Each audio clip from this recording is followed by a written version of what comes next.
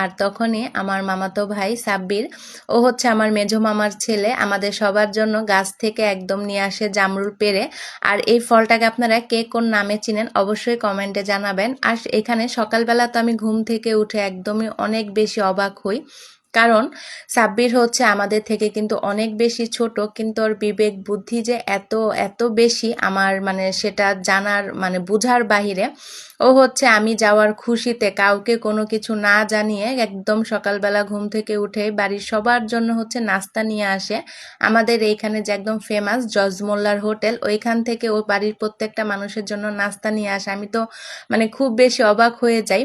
ওরা আমাকে অনেক বেশি ভালোবাসে সেটা আমি ছোট থেকেই জানি, কিন্তু ওরা যখন মানে এখন দিন দিন বড় হচ্ছে জিনিসগুলো আরো বেশি মানে প্রকাশ পাচ্ছে। তারপর যাই হোক, সবাই আমরা একসাথে নাস্তা করার পর আমি নিচে আসি আমার মামির বাসায়। আর এই যে বিড়ালগুলা তো আপনারা সবাই চিনেন, আমার মামির সেই আদরের বিড়াল।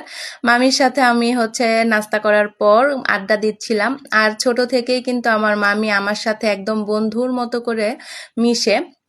মানে মামি বলেন আর মাইমা বলেন, ওনাদের সাথে আমি ছোট থেকে একদম সব ধরনের কথাবার্তা বলতে পারি একদম ফ্রি ভাবে।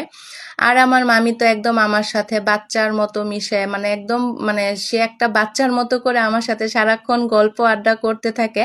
মানে খুবই ভালো একটা বন্ধু বলতে গেলে আমার সাথে তার মানে আড্ডাগুলা জমেও খুব ভালো। আর বেচারি ওই দিন মানে এতবার সিঁড়ি দিয়ে আমার জন্য ওঠা নামা করে আমি যাওয়ার খুশিতে। সে কিন্তু জানে তার মানে সিঁড়ি দিয়ে এতবার ওঠা নামা করা নিষেধ, কারণ তার কোমরে ব্যথা।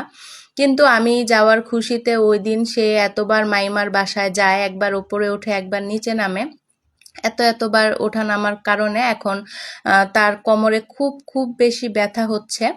আমাকে মানে আড্ডা দেওয়া মানে আমাকে সময় দেওয়ার জন্য, আমার সাথে গল্প আড্ডা করার জন্য এতবার সিঁড়ি দিয়ে ওঠে, মানে যা বলার বাহিরে।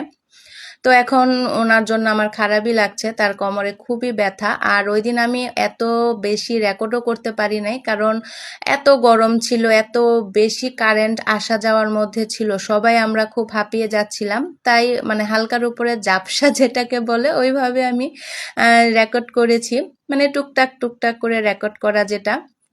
তারপর আমরা এইদিকে হচ্ছে জামরুল আর পেয়ারাটা খাচ্ছিলাম। মাইমা আমাদের সবার জন্য চা করছে, আমাদের চা চলে আসে।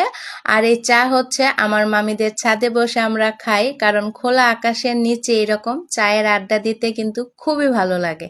তো আমরা সবাই মিলে একদম গল্প করছিলাম আর এরকম খোলা আকাশের নিচে বসে বসে চা খাচ্ছিলাম।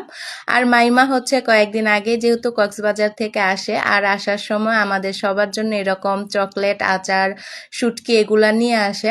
তো আমি তো শুটকিগুলা পেয়ে খুব বেশি খুশি। আর এইদিকে হচ্ছে আমার মামি মানে সবকিছু ঢং করে করে একদম দেখাচ্ছিল। উনি হচ্ছে একদম কি বলবো, ঢঙের রানী এক কথায় বলতে গেলে।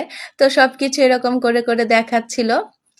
আর আমাদের কিন্তু এখন বাড়ি চলে আসারও সময় চলে আসছে। আর আসার আগে কিন্তু আমার মামির সেই ভালোবাসা আদরের টুনিটাকে আমরা সবাই মিলে আদর করে আসি। এই ছিল আমার ছোট্ট একটি মিনি ব্লগ, আশা করছি আপনাদের ভালো লাগবে।